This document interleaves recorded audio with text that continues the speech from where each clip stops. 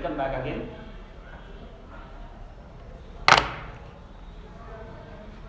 This is once again offline as well as online class of English, and we are going through this beautiful novel, The Old Man and the Sea, written by Hemingway, Ernest Hemingway. Okay. In the previous class, we got acquainted with the characters, and those characters are already displayed before you here on this blackboard. And we see that the characters are always of three kinds. We consider some characters as protagonists, some characters as antagonists, and some minor supporting actors who come in between the plot of the story. They have little contribution to make. Even then, these are the characters of the novel. So this novel, in this novel, we see Santiago, the old man of 80 years, almost 80 years of age, or over 70 years of age, is the protagonist. This guy is the protagonist, Santiago. We have seen that there are some antagonists also in this particular novel, and those antagonists are not human beings. This we already discussed. These are the antagonists of nature. Nature versus man. Man versus nature. This is the conflict here in this particular story, in this particular novel. And in that case, we see that Santiago is pitted against the giant first, that is the giant marlin. Marlin is a kind of fish which is found in deep seas, deep oceans only. We do not normally see these fishes in sweet water or the water that we usually see in and around us. But these are found in the deep seas. That's why they are not observed from the seashore actually, very clearly. So okay, so here the giant plus again another kind of fish is the shark. Giant. So protagonist is man. Santiago is the protagonist, and Marlin as well as the sharks.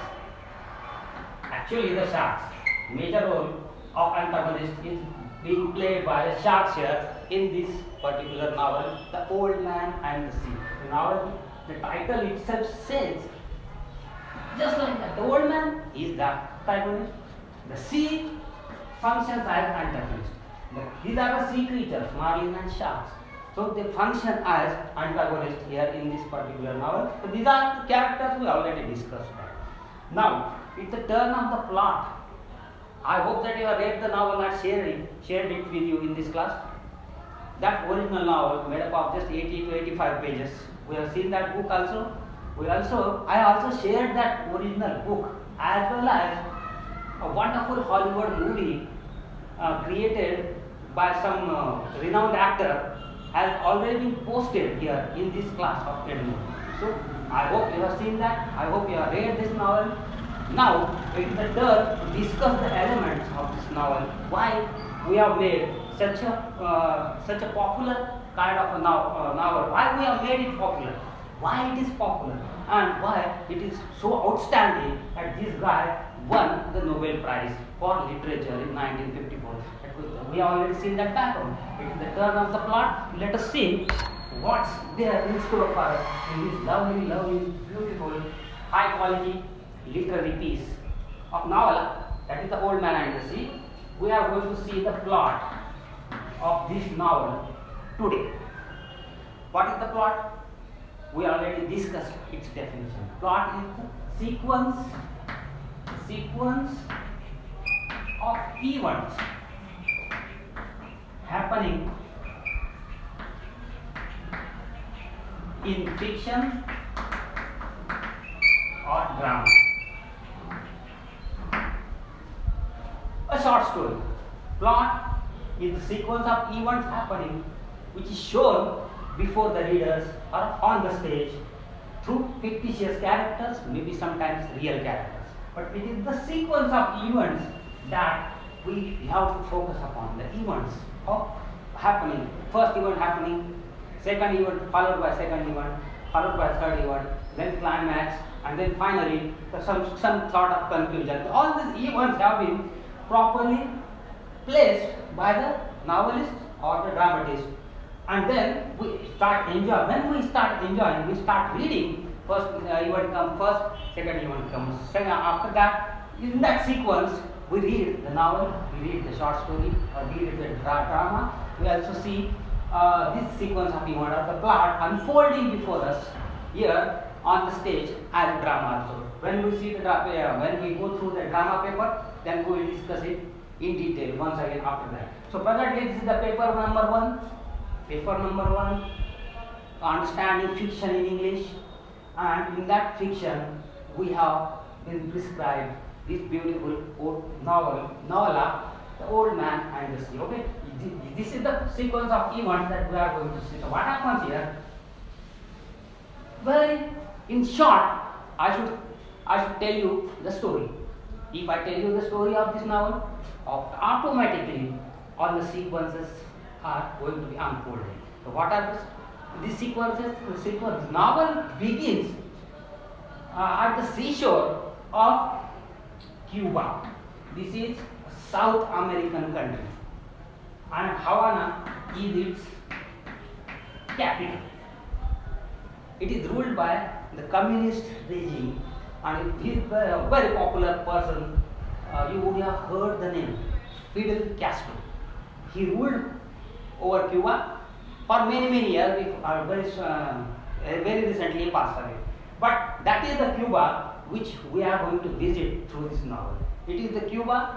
It is the country named as Cuba in South America, and it is actually an island in the Pacific Ocean, we can say. And since it is an ocean, it is the seashore. Many tourists come from the US to Cuba. It is very near, close by to the United States of America. Here the story is not happening in the USA, but it is happening in Cuba, and it begins with the introduction of these two characters, Santiago and Manolin. Santiago is the old man, Manolin is almost his prodigy. He is a boy, but not related to him. Neighbor's boy. He is 10 years old. Both of them love each other. They are affectionate towards each other. Manolin almost takes care of Santiago, just like Santiago was his grandfather. Actually, his parents are different, but very close, affectionately related. This is the relationship which has created some sort of research baffling. Sometimes we also get baffled, confused. Why Manolin, a boy of 10 years old, doesn't play with other boys, or doesn't help, or doesn't stay all the time with his parents? We do not know. But in this novel, we see that Manolin takes care of Santiago all the time. Then, and Santiago also shares all the experiences of seashore here along with Manolin. He tells him many stories, he guides him many times, he teaches him. He is almost a teacher. Here we have got this sort of relationship, tutor and hero. Hero is the student, tutor is Santiago. Manolin is just like a student, but just like his own grandson. It is that kind of relationship which we come across when the novel begins. It begins there at the shore of Cuba, and we see that when the story begins, Santiago, he is basically a fisherman. He is an old man, but he is living alone, completely alone in a shack, in a hut, alongside that seashore. So Santiago, when the story begins, he has gone fishless for 84 days. Fisherman, he is a fisherman. That means his livelihood depends upon fishing only. He fishes every day, every single day. Early in the morning he goes along with his small boat, and then in the evening he brings back a lot of fish boat. But thing is that Santiago always goes for big fishes. marlin or sharks, not shark but marlin, which is found in deep sea only.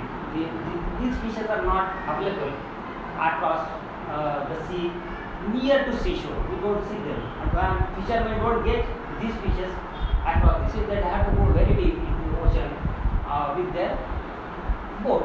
So Santiago has always wanted to fish. He always wanted to fish big marlins only, and because of that, he goes deep inside the sea. But unfortunately, for 83 days, he couldn't find a single fish, and that's why all the fishermen, the neighbors, even the parents of Manolin, they consider Santiago as Salao. This is the word used by novels. Salao in the sense, the most unfortunate kind of person. अतिशय दुर्दैवी, सगळ्यात जास्त दुर्दैवी प्राणी असं त्याला जवळपास सगळ्यांनी म्हटलं.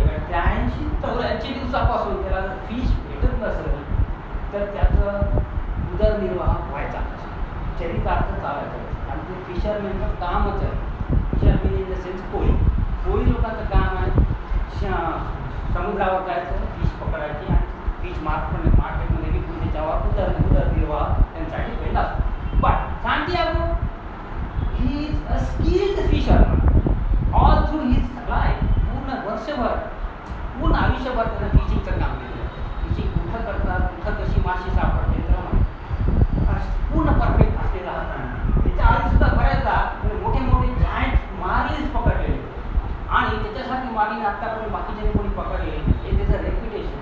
म्हणजे आपल्या क्रिकेटच्या भाषेत बोलायचं झालं तर he is the best batsman in the world, has to play all the time very well for his country. जसं सचिन तेंडुलकर किंवा विराट कोहली यांचे नाव आपण घेतो, बेस्ट बॅट्समन आपण त्यांना म्हणतो, ज्या जगाच्या बाकीच्या बॅट्समनसोबत कंपॅरिझन आपण करतो आणि त्यांना तो दर्जा देतो. आता एखाद्या वेळेला त्यांचा फेल्युअर आहे, पण तरी त्यांचं रेप्युटेशनला धक्का आलं.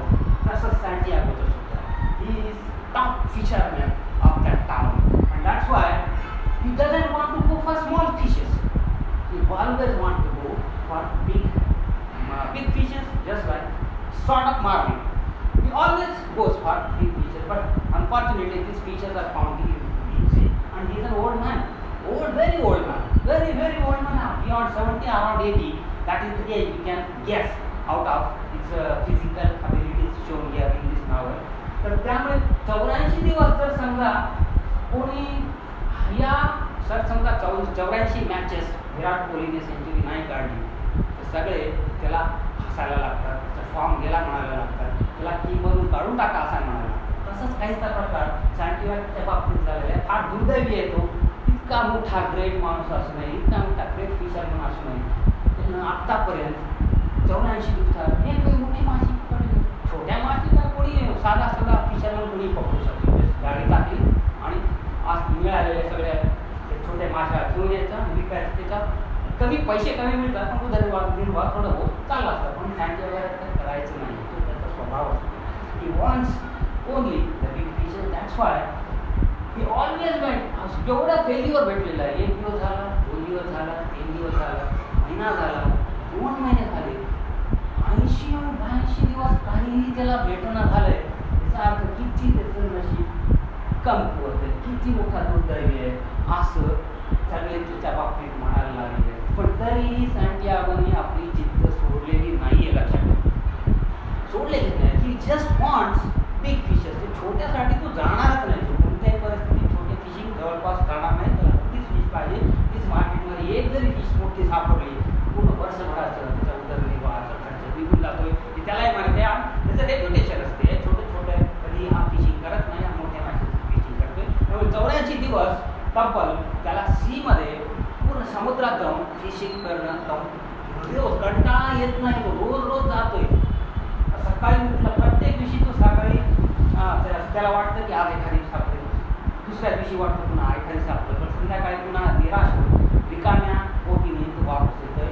आणि हे त्याचं 84 दिवसाचं दिनचर्या या नॉवेलच्या सुरुवातीला पहिला सिक्वन्स ऑफ इव्हेंटमध्ये प्लॉटमध्ये आलेला आहे. इथून ॲक्च्युअली कादंबरीची सुरुवात आहे. आता डिटेलमध्ये आपण हळूहळू थोड्या वेळ जाऊया. ऑनलाईनच्या क्लासमध्ये अर्थातच थोडंसं इतकं लांब सडक लेक्चर देणं इतका वेळ लेक्चर देणं पॉसिबल नाही. It is not going to be uploaded there. You may have some problems. That's why I'm stopping here and we'll continue it for later.